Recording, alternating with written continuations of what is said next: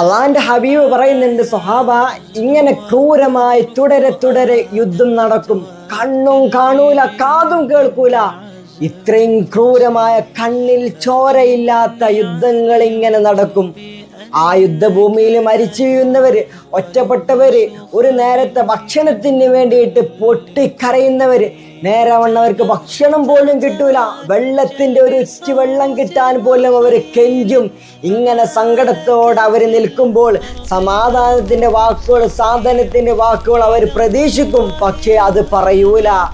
Arab രാജ്യങ്ങള്, Saudi ആകട്ടെ, Iran ആകട്ടെ, ഇറാഖ് ആകട്ടെ, ബഹ്റൈൻ ആകട്ടെ, ഇവരൊക്കെ ഇങ്ങനെ ഒരുപാട് കാര്യങ്ങൾ പറയും. പക്ഷേ അവരാരും പറയൂല, യുദ്ധം നിർത്ത്, യുദ്ധം അവസാനിക്ക്.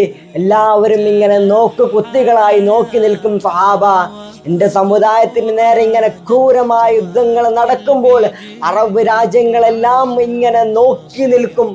അവരൊന്ന് പറയൂല, ഒന്ന് നിർത്ത്, അവസാനിക്ക്. അവരിങ്ങനെ അധികാരത്തിന്റെ കസാരയിൽ ഇരുന്ന് ഇതെല്ലാം കണ്ടുകൊണ്ടിരിക്കും. പല ആഹ്വാനങ്ങളും അവർ നടത്തും, പലതും പറയും. പക്ഷെ അവരാരും പറയൂല, അത് അവസാനിക്കൂല. പക്ഷേ പല ചർച്ചകളും ഇന്ന് നടക്കുന്നുണ്ട്, പരിഹാരം കാണുന്നില്ല. എന്തേ? എവിടെ പരിഹാരം? ആര് വിചാരിക്കണം? ഏത് രാജ്യങ്ങൾ വിചാരിക്കണം? അറബ് രാജ്യങ്ങൾ ഇങ്ങനെ കുത്തികളായി നിൽക്കുമെന്ന് റസൂലുള്ളാഹി സ്വല്ലല്ലാഹു അലൈഹി വസല്ലം. ഈ ഒരു സംഭവങ്ങൾ നമ്മൾ കേൾക്കുമ്പോൾ, കാണുമ്പോൾ, ഇതൊക്കെ നമ്മൾ ചിന്തിച്ചാൽ മതി. 1400 വർഷങ്ങൾക്ക് മുമ്പ് അള്ളാന്റെ ഹബീബ് ഇങ്ങനെ പറഞ്ഞെങ്കിൽ ഇന്ന് നടക്കുന്ന ഈ ഓരോ കാര്യങ്ങളും ഇതിലേക്ക് ഉന്നയിച്ച് നോക്കിയാൽ മതി.